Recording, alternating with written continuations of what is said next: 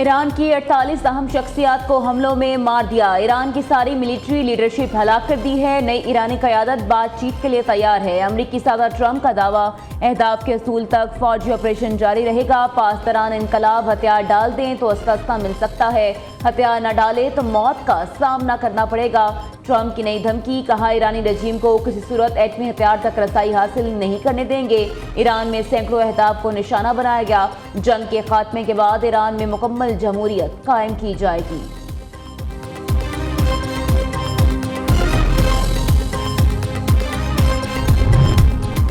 Iran का America के साथ मुज़ाकरात से साफ इनकार। ईरान के सिक्योरिटी चीफ और कौमी सलामती कौंसिल के सेक्रेटरी अली लारेजानी का कहना है, अमेरिका के साथ अब किसी किस्म के मुज़ाकरात नहीं होंगे।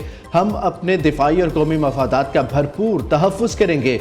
नए ईरानी army chief general Amir Hatami ने कहा, ईरानियों को गुलाम बनाने का ख्वाब कब्रों में जाएगा। ईरान के बेटे दिफाई वतन से पीछे नहीं हटे, ताकत से जवाब देते रहेंगे। ईरानी वजीर खारजा अब्बास अरागची कहते हैं, अमेरिका ने रेड लाइन अबूर कर ली, अब जंग नया और भयानक रुख इख्तियार करेगी। बैनुल-अक़वामी कानून की धज्जियां उड़ाने का हिसाब देना होगा।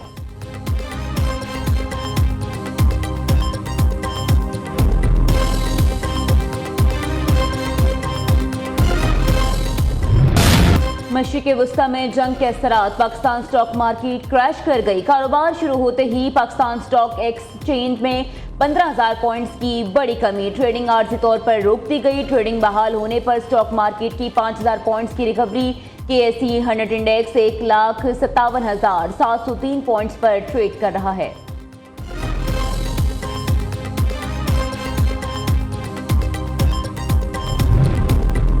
एशियाई स्टॉक मार्केटों में भी कारोबार शदीद मंदी का शिकार। हांगकांग, जापान में शेयर्स की फरोख्त कम तरीन सतह पर रिकॉर्ड।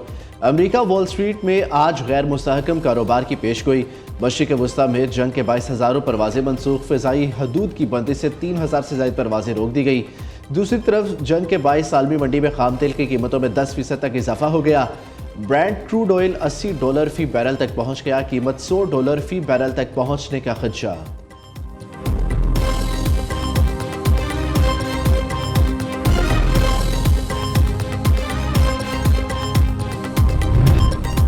ईरान पर अमरीकी इसराइली हमलों के बाद आलमी मंडी में तेल कीमतों में इजाफा। वज़ीर-ए-आज़म ने पेट्रोलियम कीमतों की निगरानी के लिए 18 रुकनी आला सतह की कमेटी तश्कील दे दी। कमेटी की सरबराही वज़ीर ख़जाना करेंगे। स्टेट बैंक, ओगरा, एफआईआर और सियासतदारों के नुमाइंदे भी कमेटी में शामिल।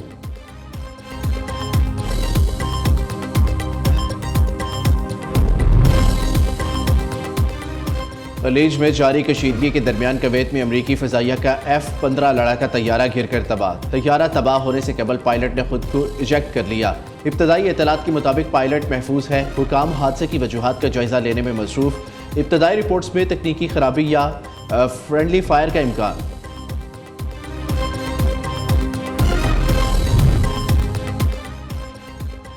ईरान ने इसराइल और अरब मुल्कों में अमरीकी अड्डों पर हमलों का सिलसिला तेज कर दिया। ईरानी मीडिया के मुताबिक ईरानी फौज ने इसराइल पर मिसाइलों और ड्रोन्स की बारिश कर दी। कई मिसाइल और ड्रोन्स इसराइली दारुल हुकूमत तेल अबीब, खफिया, मकबूजा बैतुल मुक़द्दस में निशाना पर जा लगे।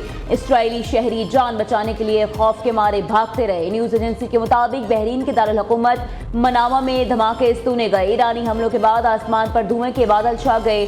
अरब मीडिया के मुताबिक कतर के दारुल हुकूमत दोहा में 6 धमाके हुए। धमाकों में अमरीकी हवाई अड्डों को निशाना बनाया गया। दुबई में भी जोरदार धमाकों की आवाज़ें। मुतासरा इलाकों में भगदड़, शहरी खौफ और हिरास का शिकार।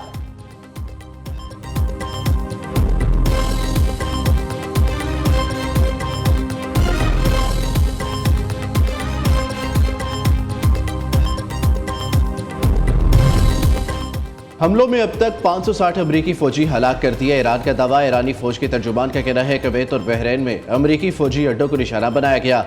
अमरीका के तैयारा बरदार बहरी जहाज इब्राहिम लिंकन को 4 मिसाइलों से निशाना बनाया गया।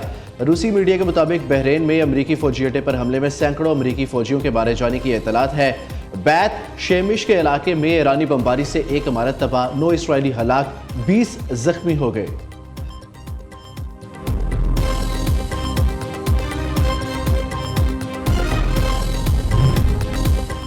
पाकिस्तान साइबर फोर्स का भारतीय हैकर्स को मुंह तोड़ जवाब। पाकिस्तान साइबर फोर्स ने भारतीय चैनल एबीपी न्यूज हैक कर लिया। भारतीय चैनल एबीपी न्यूज पर फील्ड मार्शल सईद आसिम मुनीर के हक में मवाद चला दिया गया। भारतीय चैनल पर पाकिस्तानी टैंक बख्तरबंद गाड़ियां दिखाई दें। भारतीय न्यूज चैनल की स्क्रीन पर पाकिस्तान हमेशा जिंदाबाद का नारा दर्ज।